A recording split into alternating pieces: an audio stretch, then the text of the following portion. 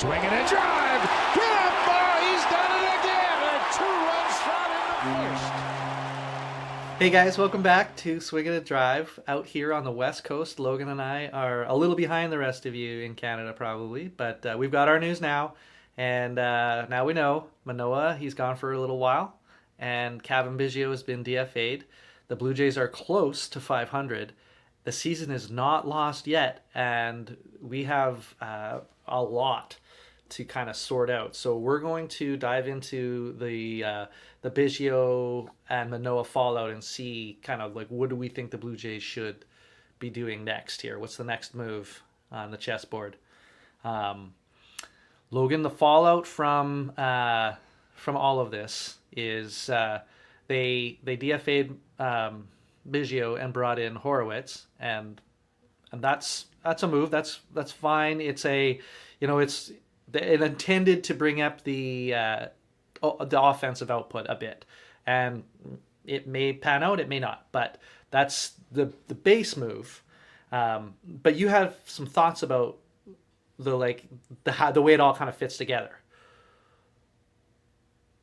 I mean, I think the whole Horwitz bringing up Horwitz, everyone's been talking about it for weeks and weeks. That we need to bring up Spencer Horwitz. We need to bring up Spencer Horwitz. So they finally, this is just Ross and Mark Shapiro just like trying to shut the media up. Maybe, I don't know. It's a smokescreen. This is a nothing move to me. Like it's a lateral move. In fact, it's probably a negative move because he's certainly not as good on defense as Cavan Biggio is. And you know what you're getting out of Cavan Biggio. Yeah, he hasn't had the best couple of weeks. He still has a better overall batting average than Daniel Vogelbach in twice as many at bats. So From the left side. From the left side, he gives you a much better at bat from the left side than Vogelbach right now. I don't understand why Vogelbach wasn't the move. It's got to be money. It's got to be money. And I don't really understand it. I know they approached Cavan, right? Because he has an option left. Yeah. And everyone keeps saying they approached him and he was DFA'd because he gets the option because he's got 5 years of service time. Yeah.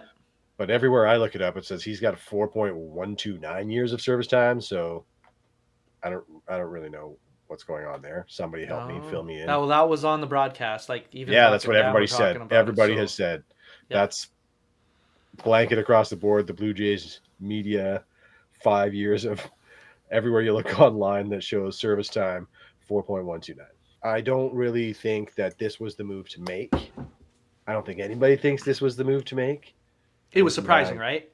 It was a shock. It was a shock. Yeah. Don't get me wrong. I'm not disappointed to move on from Cavan Biggio. I've been talking about it for a while, but I've been talking about putting him in a package to trade, which isn't out of the question now, right? Like you've got your essentially like DFAing somebody like Cavan Biggio is being like, hey, we're having a huge sale on a utility infielder that is an amazing 26 man on 15 teams, and he's a starting second baseman on the other 15 teams in Major League Baseball. And someone's going to bite on that. Absolutely. And if he manages to get through that and go to waivers, there's no chance he's not on the Angels. He's signed in I don't think the White Sox will pick him up. And then the Angels have the next worst record in the American League. And the way it works there, I'm pretty sure, is the Angels, if they were the team to pick him up, would pay him the minimum, and we would pay the rest of whatever his salary is. It's a really odd move. It's odd. It was a shock. It was odd. It doesn't make the most sense to the fans. I don't really get it. It doesn't make our team better. And we won the first game. Horowitz actually played in, and he scored. He scored the first run. He was the run that broke the first inning. Yeah, first sure. thing that we had. Sure, yeah, all of that. Yeah. I'm not against bringing Spencer Horwitz up. But like I said, I'm all for it, to be honest. But I just didn't think Cavan Biggio was the guy to go. Agreed. I really didn't. I'm with you. I was fully on the Vogelbach train, and my second guy was Ernie Clement, and Cavan Biggio might have been third or fourth on the list of guys I thought that would be moved to bring in somebody. Yeah, for sure. And then I think in the end it's just a move to appease fans for like a few minutes and distract them from the fact that we don't have 5 starters. Yeah, in a big way. In a big way. Right? Like I get we've been hounding for a bat for 2 months. Yep. We need a bat, we need a bat, we need a bat. I've been saying it for 2 months. Yep. We don't not need a bat anymore. But oh my god, we need a starter. We need a real We need starter. a starting pitcher like yesterday. Yeah. Like now that we officially know Manoah is out for at least the rest of the season and probably most of next season. Yeah. You have to do something, anything. And in my opinion, there is one major easy thing that you can do.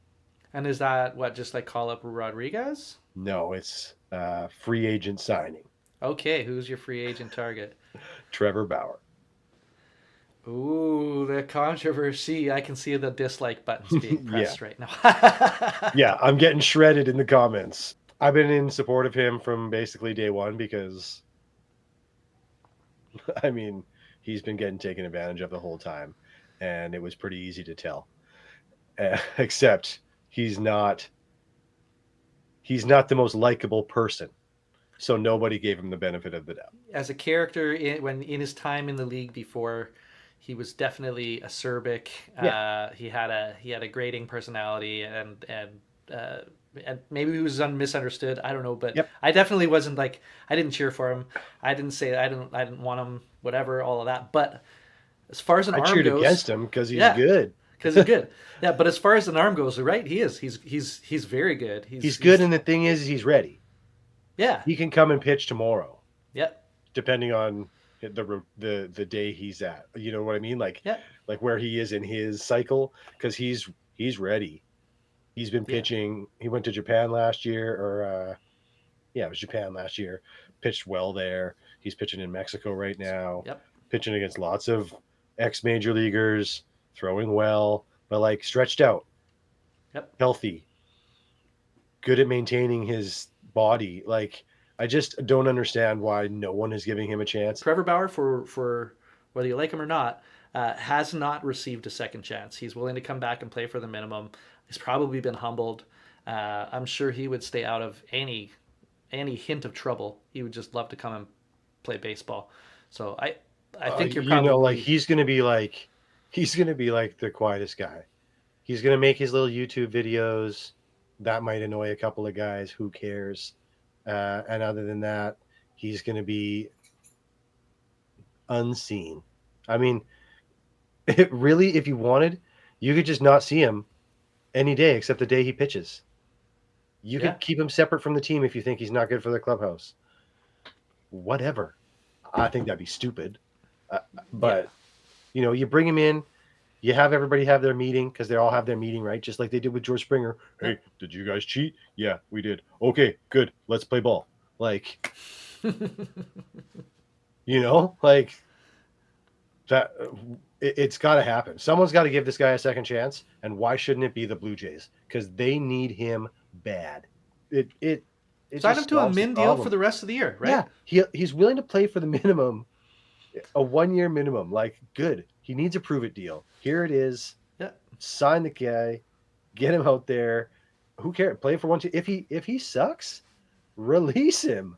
Like, it costs you nothing to do it. That right there, Logan, is the thing, right? Is it costs you nothing, because if you sign him and release him, it's just a money. It costs you significantly less than it just costs you to DFA Cavan. Yeah, well, because like if you were to trade for a pitcher, like maybe have Cavan Biggio in a package and somebody else, and now you don't have that. But like you don't have to give up the player to get the player, and a very good major league. So that's the other part of it for me, is like it's easy. It's so easy to fix the problem, to fill one of the major needs we have for the exact same cost as it would cost you to bring up a minor leaguer. Because let's be honest, we're not this like Francis Richards is is No. a solution for No. like a 1 week injury thing. It's over. We can't do it anymore. Whatever. We've done it twice. We can't do it again. Last season, Richards was lights out for the first half of the season, and then he fell off a cliff in the second half. And what did he have to do a bunch of times last year? He had to do these extended outings with extended piggybacks and all of this stuff. And I'm sure it had an impact. Exactly. It definitely had an impact. It also had an impact on the starting rotation because they all had to go 7-8 innings every game because they had 2 less bullpen arms essentially. Yeah. Like, it puts the pressure on them to be perfect in their outings. Bowden Francis is not a major league pitcher. He's not ready yet. So I don't know. We're not at a stage yet where we're bringing up guys to let them develop in the major leagues. We need major league players because we're 2 games out of the wild card. Like, yeah, it's only June. We are not out of the playoff picture yet, and yeah, to stay in the playoff picture, we got to push. They got to push. They got to get guys. They got to make the moves, and they got to do it before somebody else does. If you go through and look at comments on posts about this stuff on socials, the fans are behind it. The fans want Bauer to get a second chance. Everybody wants him on their team. Not enough people are talking about it that way. Let's go. Yeah. And if you're not going to, I want some kind of explanation as to why you wouldn't make that move.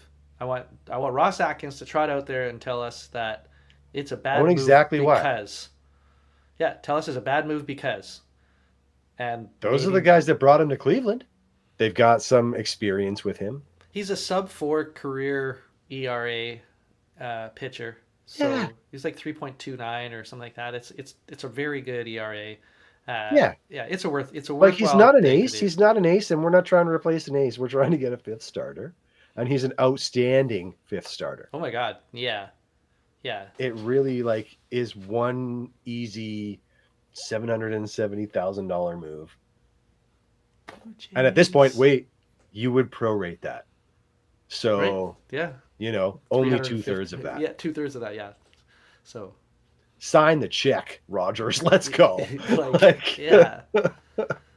This would literally be the biggest, well, maybe not the biggest off-season signing the Blue Jays made this season. As far as effectiveness of player at position, yes, it would have to. If they were to do it, yeah. It's a no-brainer because there's no loss.